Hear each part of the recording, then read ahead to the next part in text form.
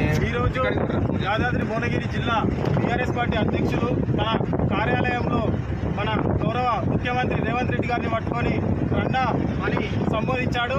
దానికి నిరసనగా మేము ఈరోజు ఎన్ఎస్ఐ యూత్ కాంగ్రెస్ యాదాద్రి భువనగిరి జిల్లా పక్షాన వెళ్ళి ఏదైతే బీఆర్ఎస్ పార్టీ కార్యాలయంపై దాడి చేయడం జరిగింది.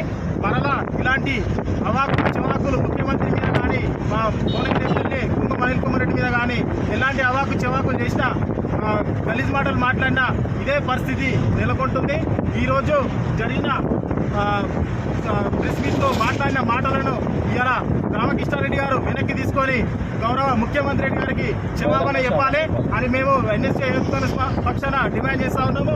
ఈరోజు ఈ ముట్టడికి వెళ్ళిన ఎన్ఎస్ఐ యూత్ కాంగ్రెస్ కార్యకర్తలను నాయకులను అక్రమంగా పోలీసులు అరెస్టు చేసి ఈ మమ్మలను కోనేరు పోలీస్ స్టేషన్కి తరలిస్తున్నారు.